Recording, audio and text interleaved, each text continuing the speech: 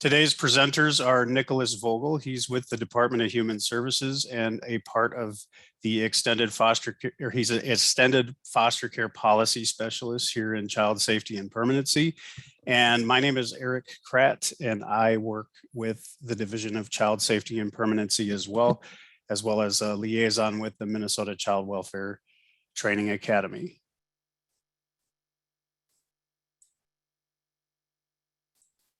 And I'll hand it over to Nick to talk a little bit about our agenda today. All right, thank you very much, Eric. As Eric said, my name is Nick Vogel, and I am the Extended Foster Care Policy Specialist here at the Department of Human Services. Today, we're going to cover a small agenda, and we're going to touch base on a little bit about planning for youth and what that looks like. We're going to talk a little bit about a very important resource and actually a requirement for workers that have young people in out-of-home placement called the Independent Living Plan, and how that plan can play a role in assisting you with planning for your young people, especially around housing. We're going to talk a little bit around the supervised independent living setting in a facility and what that means and what the differences are. We understand that we use a lot of acronyms, and sometimes those acronyms can be the same acronyms but mean different things. And so we're going to cover a little bit of that as well. We're also going to cover some SSIS screens that may be helpful for you all to kind of see and to navigate through. And then we'll be taking questions at the end. And so if you have any questions, feel free to post them again in the Q&A portion that is located in the bottom part of your screen.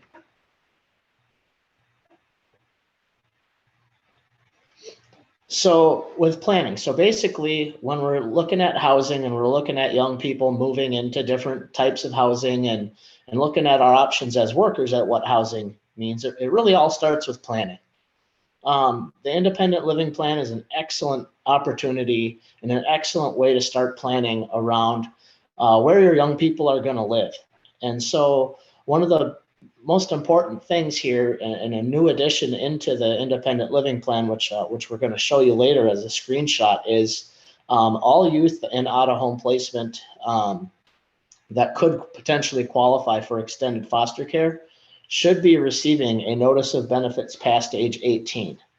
And what that does, it really gives workers an opportunity to be able to talk with their young people about what their options are for those young people that did not have a permanency option, or maybe permanent custody to the agency, or they were never adopted or did a transfer of legal custody. And that really gives the agency an opportunity to talk with your young people and describe the way your agency works their extended foster care program and how different types of settings can potentially be approved. And so it also creates a good opportunity for young people to really weigh in on what their independent living plan is and what it offers. And we want to stress that once we start getting into the planning and the independent living plan, that we're really talking to our young people and creating this plan with our young people that we're working with. And the goals that are going into that independent living plan should essentially be the young person's goals, not the worker's goals or the agency's goals, but what are the goals of that young person? And if the workers think that some things may not be attainable or approved, and we'll talk a little bit about the approval coming up, but what can a young person do in order to get that setting approved? What steps do they need to take? What do they need to show the workers? What do they need to be working on now at age 14, 15, 16, 17 in order to be able to open up some of those opportunities that the state of Minnesota here allows for young people to have. And it really just talking to young people about where they want to be. What are their long-term and short-term goals? Where do they want to live? We know that our youth are currently normally at age 17 and a half. They're living in foster homes, group homes, and residential treatment settings. But when they turn 18 in Minnesota, we have different opportunities for them, which we're going to talk about here in a little bit, that could really be something that young people would really want to do, and that could really help them with their independence. Next slide, Eric.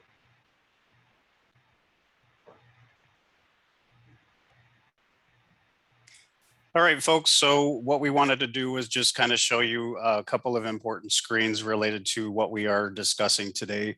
And the screen that you're looking at right now can be found in Chronology Documents.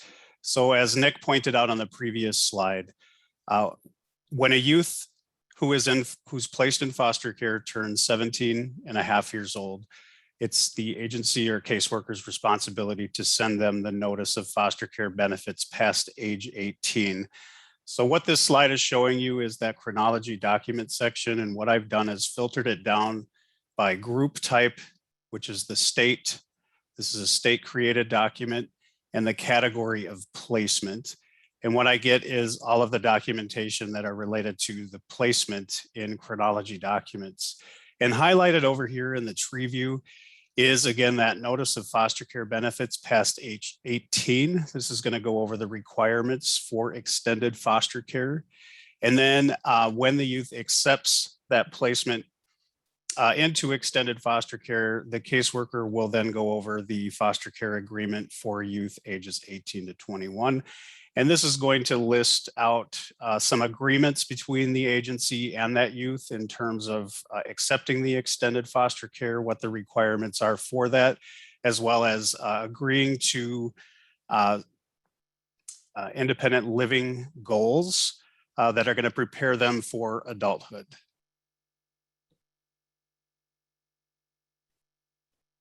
So once again, this is located in Chronology Documents under group type, state, and category of placement. The next screen that I wanted to point out, or we wanted to point out to you, is that, again, that independent living plan is going to be included in out-of-home placement plans for youth ages of 14 and up. And this is inclusive of that youth 18 to 21 out-of-home placement plan as well. So off to the left-hand side of this screenshot, you see the independent living plan navigation pane, and that's going to give you the title page and all of the different types of goals that caseworkers can incorporate into the independent living plan. And then off to the right-hand side here, it gives you a display of what that independent living plan title page looks like. It starts out with a grid of youth demographics. Caseworkers have an opportunity to include which type of assessments were used to help develop this plan, such as Casey life skills, education, vocational, mental health, and chemical health. And then there are text fields that caseworkers can include individuals on the case planning team, and then case planning team members that are designated to advocate for the application of prudent parenting. As you navigate down the title page, you will see a field when the youth turned 17 and a half. Agency advised all parties of the availability of benefits of the foster care program past age 18. This box will enable on an independent living plan for a youth who is 17 and a half and up, and workers can come back to the independent living plan and indicate yes or no as to whether they were notified of the extended foster care past age 18, and they are able to incorporate a date. If for some reason the youth isn't notified of that extended foster care possibility, then the caseworker can provide context in the reason field directly below that. And then an indication of all required parties who should be receiving that notice as well is indicated on the title page.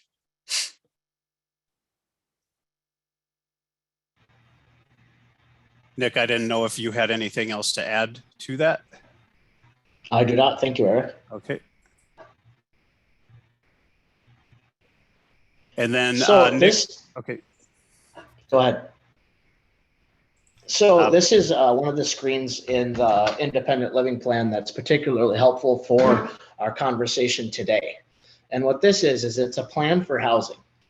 And so we understand that, you know, the independent living plan is to be completed starting at age 14, and a lot of things and reasons may not be applicable at age 14. However, this particular screen is an excellent way to start a conversation with your young people around their extended foster care, potential for extended foster care, and their plan for housing. And so it's a really good way for workers to start talking to young people about the extended foster care program and what that means. And then furthermore, where are they going to live? So like we talked about earlier, a lot of our young people are living in foster homes, group homes, residential treatment. And these places the young people may be able to start transitioning out of these places and start talking about the goals of the young people, where they want to live, what is amenable. And then I know a lot of times young people are talking about what's going to be approved for them as a setting and what's not going to be approved for them as an independent living setting based on their current needs and kind of where they're at. And so this is a really good opportunity for workers to explain what the approval means and what a young person may need to do in order to get whatever type of setting that they want to live in order to get that approved. And so that could be a placement like a college dorm or their own apartment, or moving across state lines and going to school or working or other things like that. We're going to touch on it a little bit later too, but Minnesota is really open to allowing the flexibility for agencies to determine placement settings and what we call supervised independent living that are non-licensed, what those settings can look like. And so this screen is a really excellent opportunity to start planning for that in the independent living plan. And I can't stress enough the importance of that independent living plan in building rapport with your young people. This is a really good way to start building rapport with the young people that you're working with. It gives them some say in what their case plan is. And really, again, this should be directed towards what the youth's goals are, not necessarily what the worker's goal is for the youth. Next slide, Eric. So in talking in this particular presentation, we're talking about a supervised independent living setting for youth in extended foster care where they are living in a licensed and certified residential setting. And so this is the topic of conversation today. And so this is a new certification setting that's available or will be available in just a couple days here. Next slide, Eric.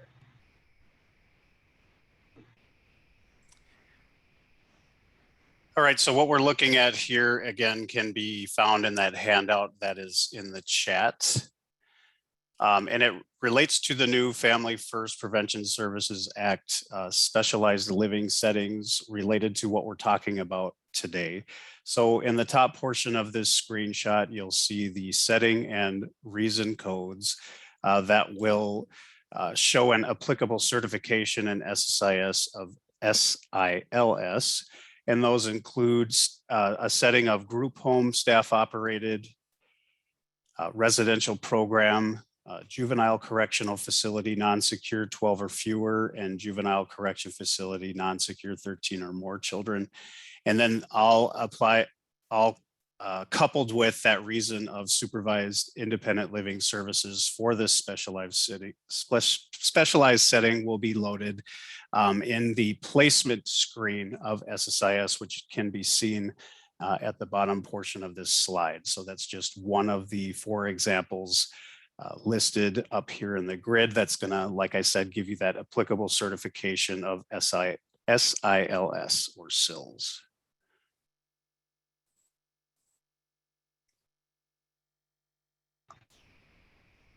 All right, thank you, Eric. And so these settings that we're talking about, the SILS facility settings, what they must do is they must provide training, counseling, supervision, and assistance with independent living. So these are facilities where the young people live, but they should be assisting young people in, teaching them other things outside of the facility. So things like how to do laundry or how to start budgeting, like really starting to get things that maybe isn't taught in school, but are really important life lessons that our young people really need in order to be able to live independently. One of the things when we're talking to young people all the time is that they weren't necessarily afforded opportunities while they were in foster care to do things like to do their laundry or to cook their own meals or to even learn what budgeting is. They may not have ever really had money to budget. And so these are really good opportunities in this facility setting for young people to be able to practice these skills that they're going to need in order to get it on their own. The ultimate goal for us is to get young people living on their own and in their own apartments and dorm settings, or settings that are not facilities, because when young people reach the age of 21, a lot of these settings are no longer applicable as a child setting. And so what we really want to do is get these young people the practice that they're going to need at age 19, 20, 18, 19, 20, in order to be able to live independently and on their own.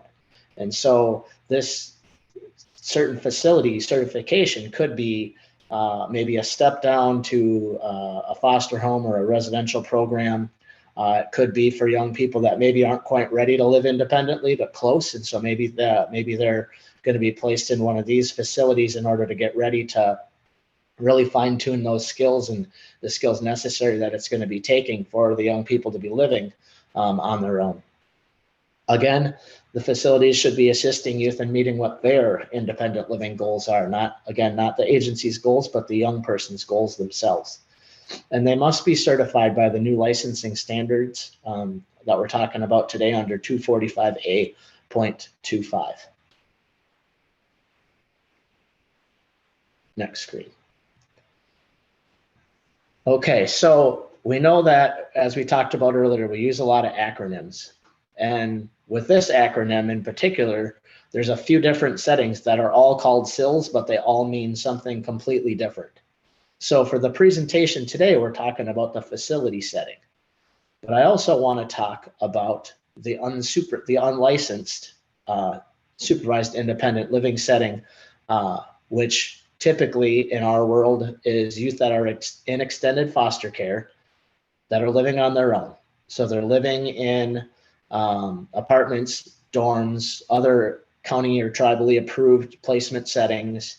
And when the young person move into these settings, typically what happens is the foster care maintenance payment then either goes directly to the young people or payments are made on their behalf. And some examples of that can mean maybe a young person is struggling to be able to sign a lease because they don't have a credit history or rental history. And so maybe the agency, the county or tribal agency, is going to try to help them out a little bit. And maybe the landlord would accept a rent payment from the county or tribe. And so some settings could help the young people do that, where maybe the county or tribe pays the portion of their rent, and then whatever is left over goes to the young person, or maybe they're going to decide to do multiple vendor payments. And this is all conversations to be having with the young people in those independent living plans. Currently, the payment for supervised independent living in an unlicensed setting is $982 plus a MAPC assessment. And we believe our average payment is probably around $1,150 per month. And this is supposed to be going again directly in one way or another to the young people to help them learn how to budget, to pay their rent, to buy their groceries, to get their hygiene products, and really start to be able to take care of themselves and have the practice and the finances in order to do that. Next screen.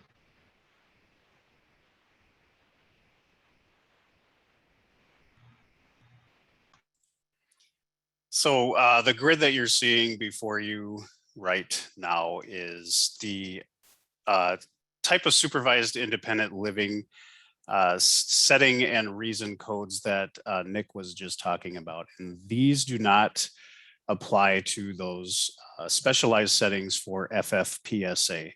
So we wanted to be able to make that distinction in this webinar so that workers have the information that they need to enter both the supervised independent living services for FFPSA and the supervised independent living services placement setting and reason codes for non-FFPSA related placements. So without having to go over the full extent of this grid, basically what you're doing is you're entering that placement setting of supervised independent living along with a reason of either safety and stability, education, employability, or aftercare. And those types of placement settings and reasons when entered into SSIS will qualify for ongoing Title IV-E reimbursement if that child is eligible for Title IV-E.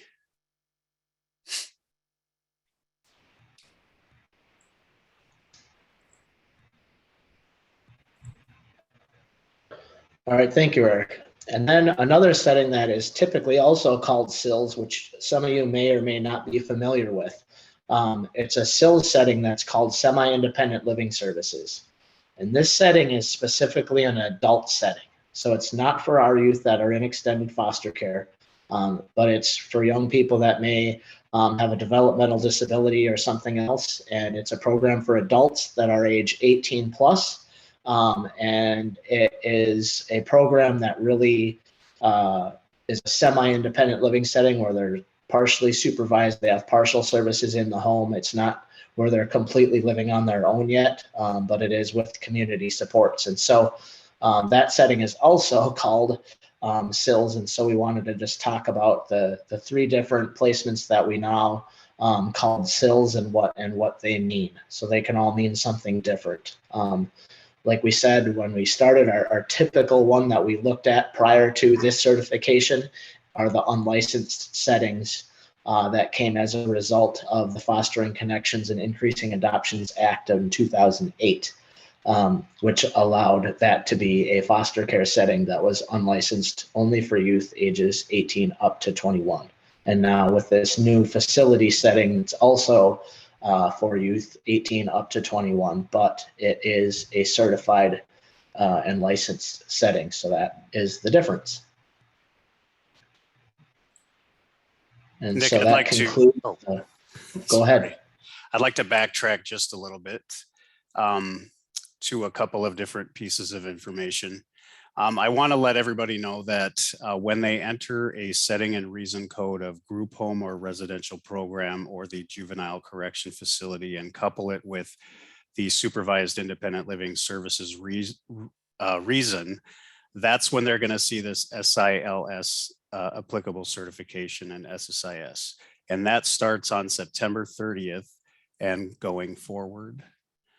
Now, the other type of supervised independent living, when entering the supervised independent living placement and the following reasons, you will not see SILS as an applicable certification because those are not specialized settings for these types of youth. So I wanted to be able to make that distinction before we got to the final question and answer session of today's webinar. And these are available as of right now with the latest release for SSIS.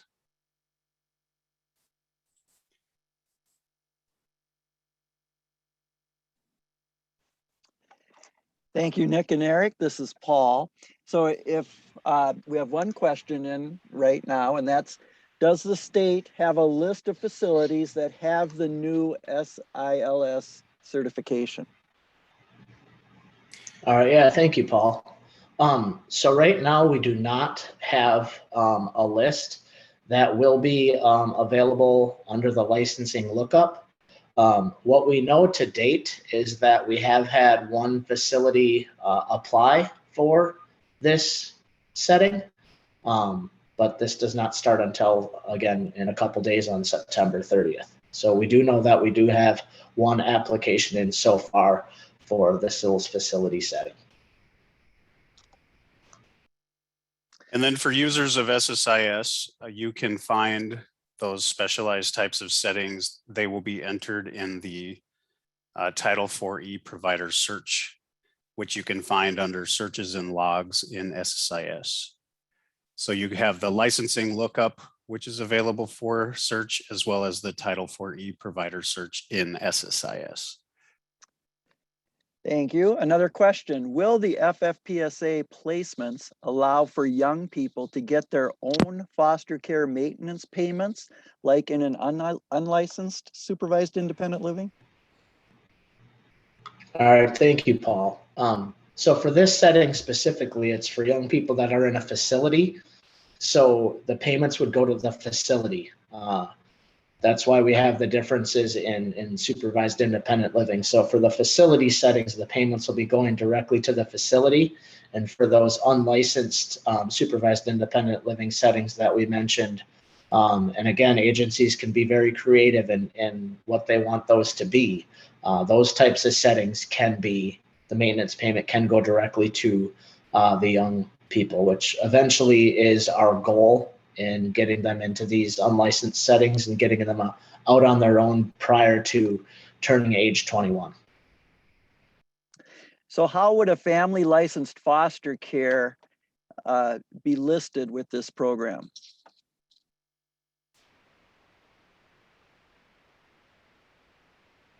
So we can have multiple certifications. So for instance, they could be certified as a QRTP and a SIL facility setting. They could be licensed for both.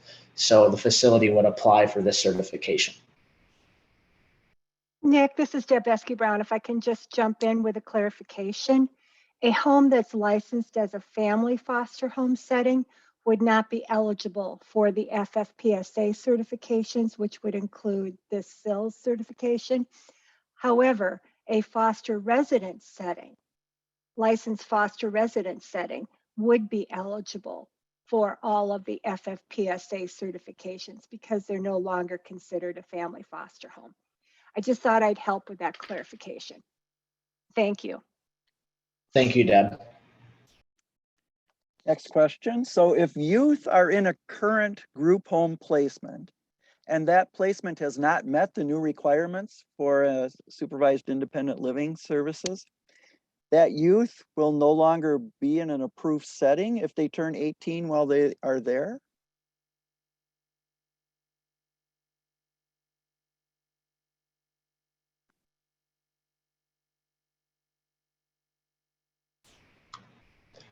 Deb, did you want to answer that on how it works with the current group home settings?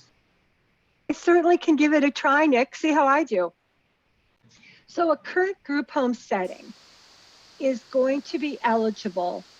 Well, it depends on what you call a group home, first of all. What we are determining to be group homes now in FFPSA is foster residence settings. Those are going to be considered our group homes. Other facilities that are licensed as residential facilities under Minnesota, under group residential, under Rule 2960, will be considered residential facilities and will be entered as such in your placement screen that Eric was showing earlier. So depending on what the child's needs are and the type of facility that the child is placed in, those facilities are going to have choices about what FFPSA certifications they choose. But keep in mind, as Nick was talking, when you're looking at the youth at 17 and a half, you're planning forward for what's going to occur at 18 and 19. So there are circumstances where where the agency recommends to the court continued jurisdiction and that the child may stay in a foster residence setting or may stay in a residential facility or in that current setting they're in after 18. But if you're looking at what are the youth needs, how do you move the youth to independent living, as Nick was talking about, how is that current setting doing that? Is there other services this youth needs for that? And this allows a residential facility, which may not have other certifications, other FFPSA certifications, apply for this certification to provide those services for that youth. Nick, do you have anything else to add to that? Yeah, so I just wanted to add just a little bit of clarification here. So what we're talking about is a current group home that's licensed or as a child setting. So our young people that are 18 up to age 21 are still considered children for the purposes of foster care. So it wouldn't be necessary. So a current group home could operate under their current license or their QRTP, and they would not, it's not a requirement for them to get the SILS setting 18 up to 21, but they could get it if they wanted to.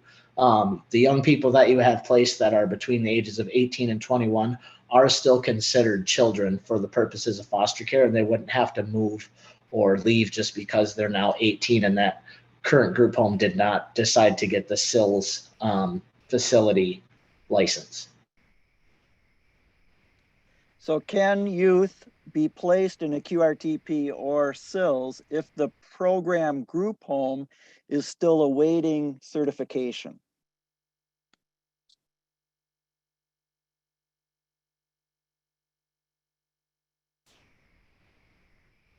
So youth that are in a current QRTP or what will be a QRTP on September 30th. I believe the question is yes. Well, they're placed in a QRTP. Yes, correct. Yeah, so for youth that are currently in a group home setting, they can continue to stay there, if that's the question. I just to add to that, Nick. So yeah, so the question is referring to accreditation. So if you have a youth in a facility who is 18, and the youth is 18, sorry, not the facility. You have a child in a facility and the child is 18. The child can be in a specialized setting, and this is one of the specialized settings. And that does not, none of the specialized settings require the accreditation of one of the nationally recognized accreditation, such as COA or JANCO. So these specialized settings do not require accreditation, but the specialized setting still requires the certification from the Department of Human Services, and the facility would need to apply for that certification. And then that facility would be Title IV eligible, or may apply for Title IV eligibility for new placements after September 30th. Did that apply? Did that answer the question?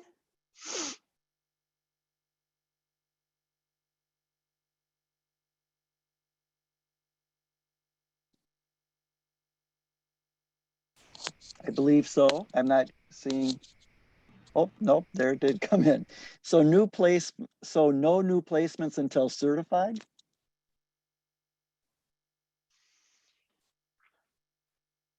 So with the specialized settings, a couple of things. First of all, FFPSA does not apply to any child who's in placement prior to September 30th. It only applies to children placed in that facility after September 30th.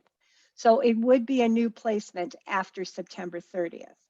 And after September 30th, for the facility to be a Title IV eligible facility, the facility must be certified. The requirements of the QRTP assessment prior to placement does not apply to any specialized setting. So it does not apply when you're looking at a youth 18 to 21 to receive additional services in a residential facility to support independent living.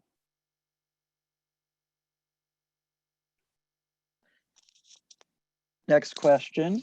So is it safe to say that the newest part of this is that residential settings that meet the FFPSA requirements can receive foster care maintenance payments for 18 to 21-year-olds, where prior to this, many were not able to?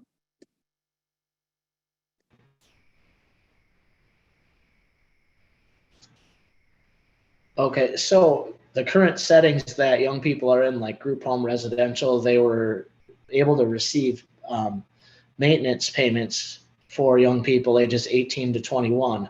What the hope is that there are several settings throughout the state that have decided not to apply or try to be known as a facility.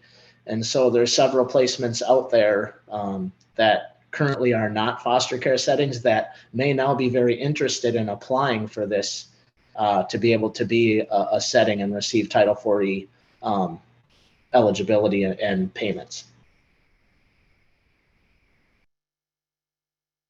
So what happens if a county wants to place at a placement that has applied for certification, but has not been approved by September 30th? Can counties still place without the QRTP assessment, or will they need to have the assessment completed?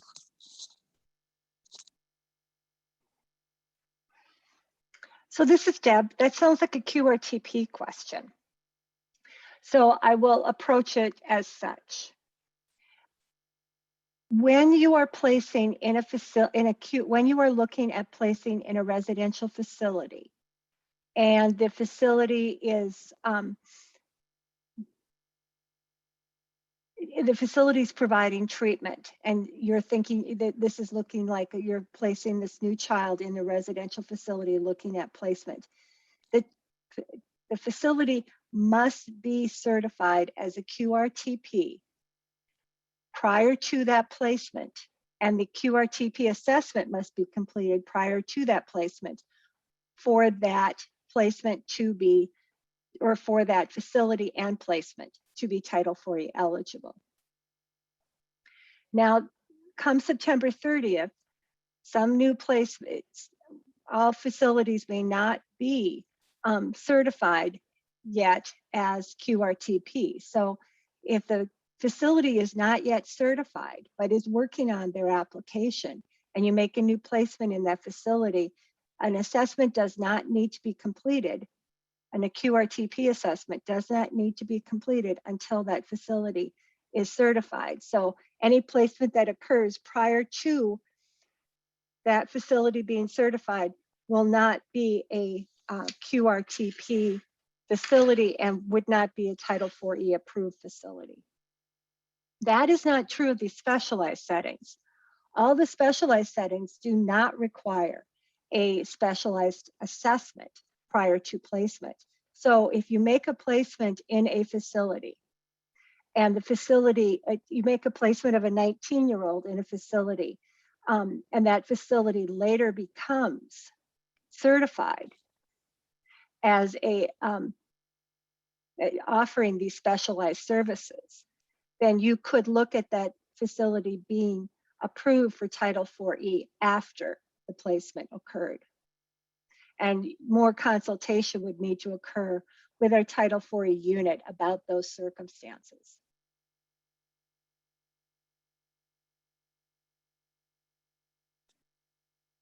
That's all. I'm sorry, just the QRTP facilities are different in that they require that assessment prior to, because they're offering treatment. But the specialized service facilities, such as the sex trafficked, independent living, or the pregnant and parenting youth facilities, do not require an assessment prior to placement. Thank you. So that's all the questions we have right now. I'm just going to give people a few more minutes to enter in a question in the Q&A if they have one.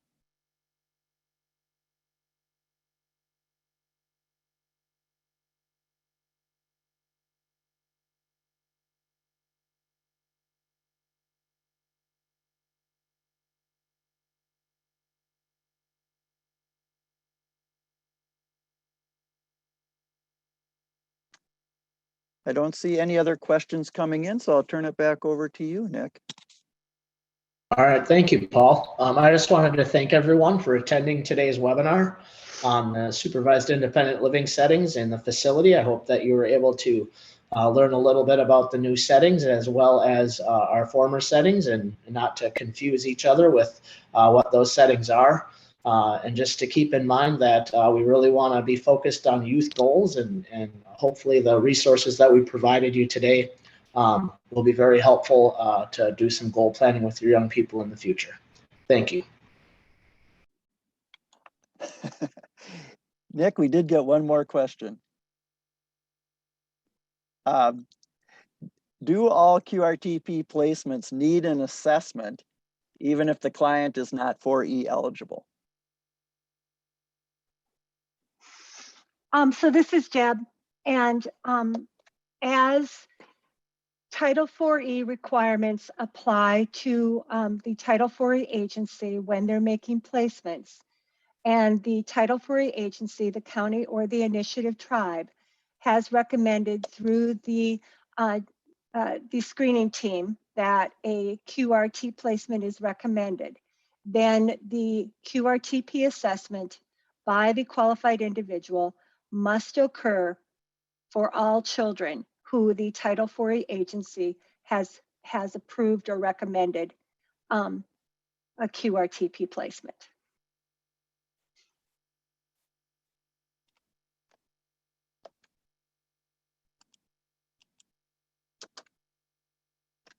And with that, I thank everyone for attending today.